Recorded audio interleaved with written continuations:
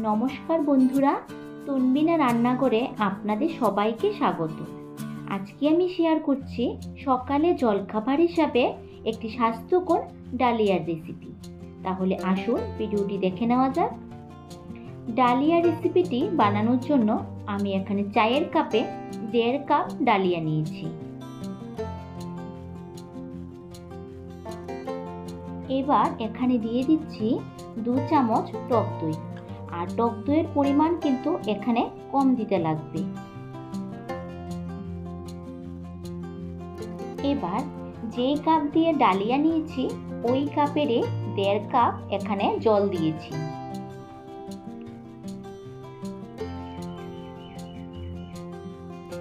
এবার জলটা আর দইটাকে ভালোভাবে ডালিয়ার সঙ্গে এইভাবে একটু মিশিয়ে নিচ্ছি। মিশিয়ে নেওয়া হয়ে গিয়েছে। এবার 5 মিনিট এটাকে ঢাকা দিয়ে রেখে দেব। খাবারটাকে একটু হেলদি করার জন্য এখানে কিছু ভেজিটেবল মেশাবো। তার জন্য কড়াই বসিয়ে নিয়েছি। কড়াইতে দিয়েছি 2 টেবিল চামচ সাদা তেল বা রিফাইন অয়েল। তেলটা গরম হয়ে গিয়েছে। এবার এর মধ্যে দিয়েছি 1 চামচ গোটা জিরে।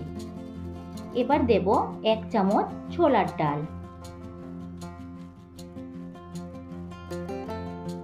এবার এখানে দিয়ে দিচ্ছি 1/2 চামচ হলুদ সর্ষে। আপনারা যদি চান যে কালো সর্ষে ব্যবহার করবেন তাও হবে। এবার দিয়ে দিচ্ছি 4-5টা কারি পাতাকে একটু কুচিয়ে নিয়েছি। এবার ভালোভাবে এগুলিকে একটু হালকা ফ্রাই করে নেব। ফ্রাই করা হয়ে গিয়েছে। এবার এর মধ্যে দিয়ে দিয়েছি 2 টেবিল চামচ পেঁয়াজ কুচি, 2 টেবিল চামচ ক্যাপসিকাম কুচি, আর দিয়ে দিচ্ছি 2 টেবিল চামচ গাজর কুচি। এই সমস্ত সবজি কিন্তু একটু মিহি করে কুচিয়ে নেবেন, তাহলে খেতে ভালো লাগবে।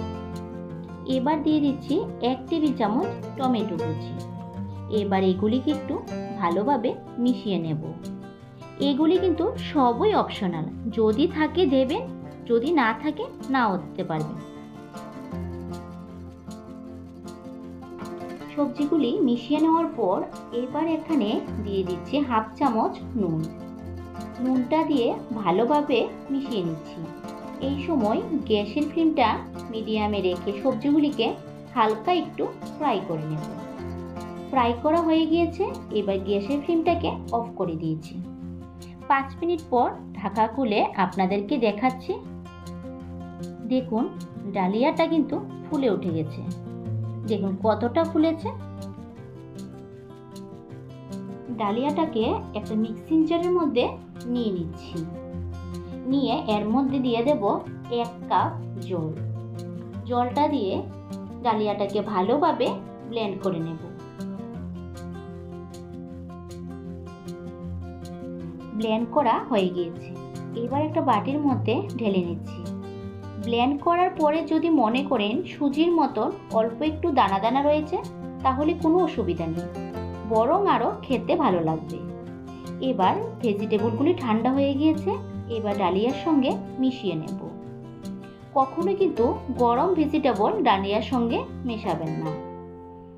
এবার ডালিয়ার সঙ্গে ভালোভাবে মিশিয়ে নিচ্ছি। এবার এর মধ্যে দিয়ে দিচ্ছি কুচিয়ে রাখা ধনেপাতা, আর দিয়ে দেব স্বাদ অনুযায়ী নুন। যদি কারোর কাছে ধনেপাতা না থাকে তাহলে নাও দিতে পারবেন, কোনো অসুবিধা নেই। এবার ভালোভাবে মিশিয়ে নিচ্ছি।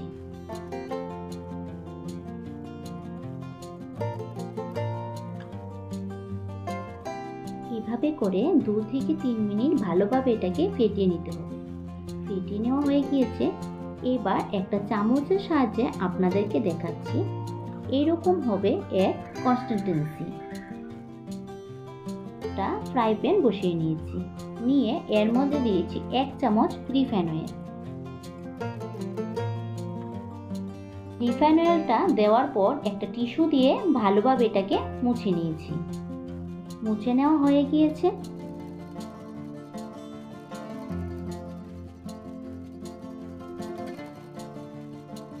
ফ্রাই প্যানটাও গরম হয়ে গিয়েছে। এবার এর মধ্যে দিয়ে দিয়েছি ডালিয়ার ব্যাটারটা।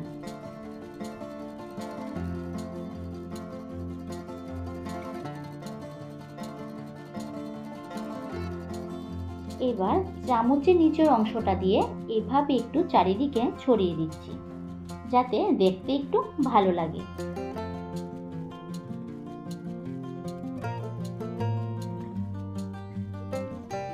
এই সময় গ্যাসের ফ্লেমটাকে মিডিয়ামে রাখতে হবে। একটা সাইডে কালার এসেছে হালকা, এবার অপর সাইডটা উল্টিয়ে দিচ্ছি।